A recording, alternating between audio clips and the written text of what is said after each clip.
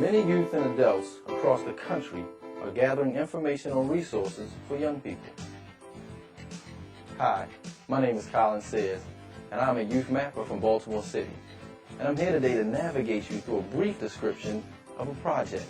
It's called Community YouthMapping. Are you on the map?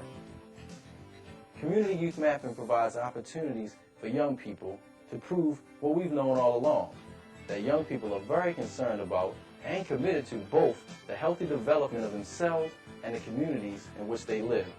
Let's take a look. Hey, the next time you say something bad about our young people, think about the 50 youngsters who are conducting a special survey. They want to know what's out there for them.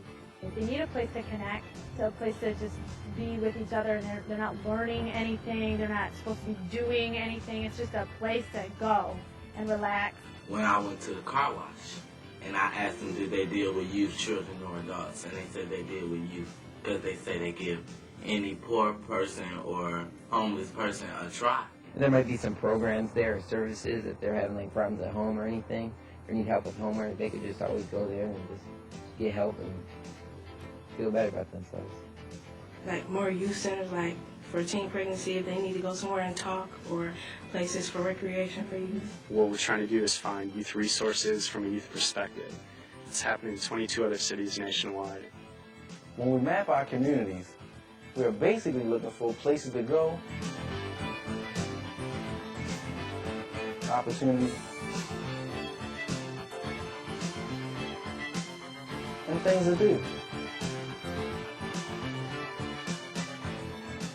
Community youth mapping has served many communities in different ways. It's a way to mobilize youth and adults in the community.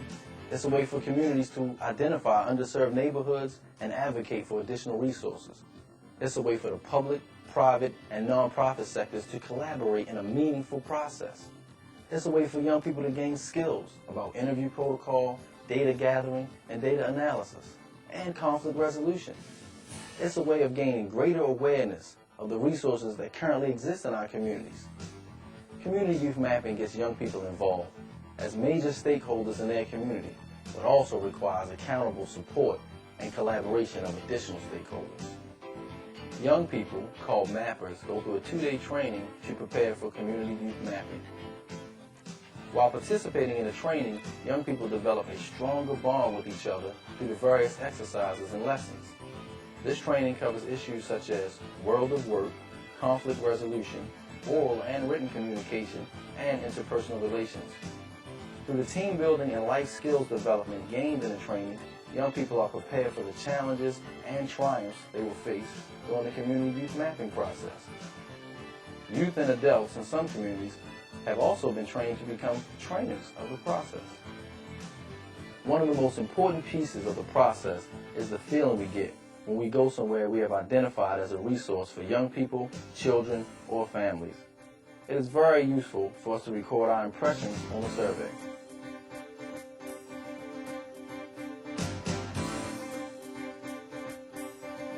Once young people are trained, they're ready to go out and map. Young people canvass their communities in search of places to go and things to do. However, we have had to use more than our feet to get around in some places.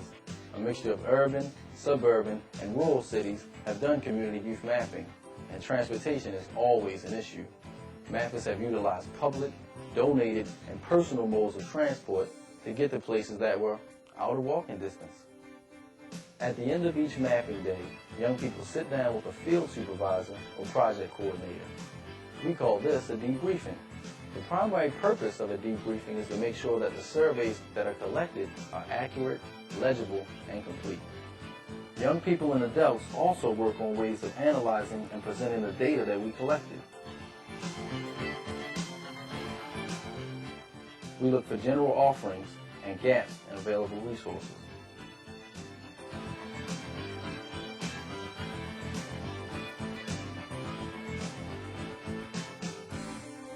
The next step is getting this information out.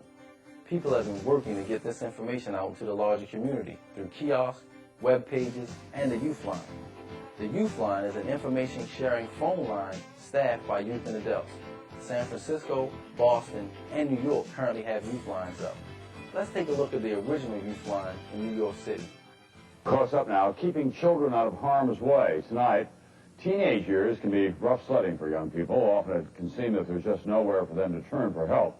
But now a new group of young people who can really relate are turning telephone lines into lifelines. Here's NBC's Betty Rowan. This is Youthline. Do you have the gun in your possession right now? How do you feel about your girlfriend being pregnant? Do you need a job? It's a 24-hour-a-day toll-free telephone service in New York City, staffed by young people for young people. Listeners, like 17-year-old Jose Rivera, provide information about everything from jobs to trainings. But mainly, for the growing number of young people who have no one to talk to, they provide an ear. Okay, it's okay to be scared. I'll tell someone that you really like them. In which way you feel more comfortable telling that person that you, over the phone? Over the phone, do you know his number? Many of the 400 calls Youthline receives each day are about relationships. If a listener senses danger or needs assistance, he raises a flag and a social worker is there. So what was the reason that you felt like you needed to kill yourself? By paraphrasing, Jose lets the social worker in on the call. So they don't listen to you, so you feel like you need that attention. I'm here to listen to you. How to Listen is part of an intensive training course that all 91 high school and college students who work here must take. The course also teaches them not to be judgmental and never to give advice, but rather to help callers help themselves.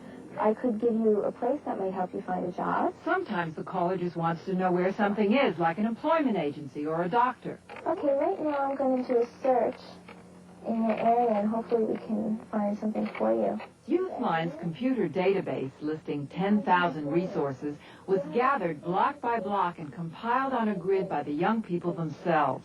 Can you put the gun down? It's not in your hand at this time. Is it loaded? When the young listeners get this kind of a call, they know to stay calm. Normally I go, oh my God, and faint on the floor. But the training really, okay, be calm, be calm. If you're not calm, then, you know, if you get excited, then the caller might get excited. So you said it's either two things that you want to do, kill her or either sit down and talk to her. When was the last time you sat down and had a talk? Can't hear? Can you hear me now? Okay, I was thinking, you know, you have any close friends that you... But you're willing to try one more time? Youthline, which began a year and a half ago in New York, is now starting up in San Francisco, and the federal government may take it nationwide. That's because Youthline not only serves young people, but trains and employs them as well, in a job that is more than just a job. He said that he was just out of control, but after talking or whatever, he felt much better. But you're feeling all right? Yeah. All right. Good healing. Good job. For America Close-Up, Betty Rollin, NBC News, Brooklyn, New York. Community Youth Mapping has also had another positive impact. There are many adults in the communities that have no day-to-day contact with young people. These people often form their perceptions of young people from what they see on television and read in the newspaper. Community Youth Mapping provides the media with opportunities to portray youth as important contributors to the well-being of their communities.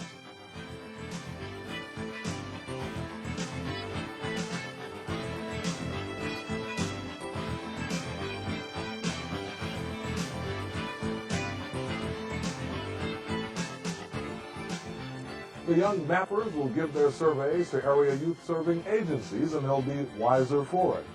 To summarize, Community Youth Mapping is a process in which young people canvass their own communities in search of places to go and things to do. In this process, young people partner with adults in a mutually empowering and respectful relationship.